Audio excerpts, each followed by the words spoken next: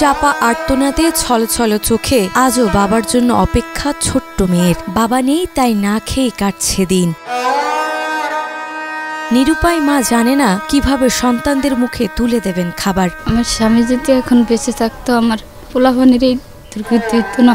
পাশের পোলাপান কত ভালো ছেলে, ভালো থাকে, ভালো খায়। আমার পোলাপানে খাইতে পারে না, নিতে পারে না। হৃদয় বিদারক এই করুণ পরিণতি ভোলার সদর উপজেলার রাজাপুর ইউনিয়নের কন্দবপুর গ্রামের শাহিনুর বেগম ও তার ৩ সন্তানের জীবনে।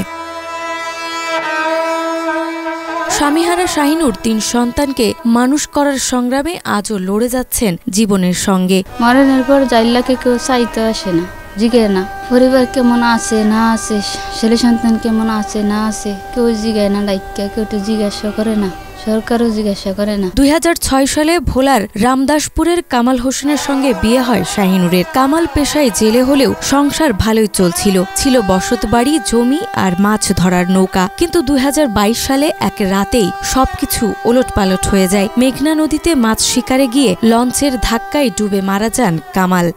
বইয়ার চ্যানেলে ঘুমাই আয় পড়ছে, আয় পড়ার পর মনে করেন তো লসটা গেছে তো তার নৌকার উদি উড়ে দিচ্ছে, সের দুনোটা রান কাটা পাইছি। তো এই সন্তান আর ওই পরিবার খুব কষ্টে, খুব অসহায় আছে। নদী গাঙ্গে 2 বার নিচে আগে, এখন আবার এক যে বাড়িতে আছে নানাগো বাড়িতে, ওই নানাগো বাড়িও নদীর দ্বারে আয়া পড়ছে। আর নানারও কিছু নেই, নানা যেন দিব, নানারও দেওয়ার মতো এরকম কোনো লাইন নাই। স্বামীর মৃত্যুতে ভেঙে পড়েন শাহিনুর, কিন্তু সেখানেই শেষ নয়। ভয়াল মেঘনা গিলে নেয় তাদের বসত বাড়ি ও জমি জমা। ফলে বাবার ঘরেই আশ্রয় নেয় শাহিনুর সন্তানদের নিয়ে। কিন্তু নদীর পাড়ের সেই ঘরও নিরাপদ নয়। সকালে শুকনো আঙিনা, বিকালে পানিতে ভরে যায়। আমার বড় জামাই মারা গেছে, একটু এই নাতকুরের মুখের দিকে চাইয়া আমি সহ্য করতে পারি না। অভাব অনটনের মাঝেই এখনো চলছে তাদের জীবন। কখনো কখনো না খেয়েই কাটাতে হয় পুরো পরিবারকে। বড় ছেলে হযরত আলী ৬ষ্ঠ শ্রেণীতে পড়লেও বেতন দিতে না পারায় স্কুলে যেতে পারছে না। ছোট ছেলে আলামিনও জানায় অসহায়ত্বের কথা। আর ছোট্ট মেয়ে আসিয়া বাবার মুখ মনে না রাখলেও তার অভাব অনুভব করে প্রতিটি মুহূর্তে।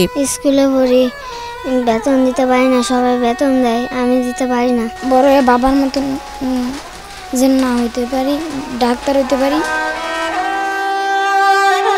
তাদের চোখে স্বপ্ন আছে, কেউ হতে চান ডাক্তার, কেউ ইঞ্জিনিয়ার। কিন্তু মা শাহিনুর পারছেন না সেই স্বপ্ন পূরণ করতে। তাই স্থানীয়দের যেমন পাশে দাঁড়ানোর আহ্বান জানিয়েছেন, তেমনি সংশ্লিষ্ট মহল, সরকার ও বিত্তবানদের সাহায্য প্রত্যাশা করেছেন তিনি। বাপু পুরো মানে সঙ্গে খাওয়াইতে লইতে পারেন, খাইয়ালাই খাওয়ায়। গো পাশে যদি সরকার একটু দাঁড়াইতে, তবে একটু থান পাইতাম, আল্লাহ থান মিলাইতো।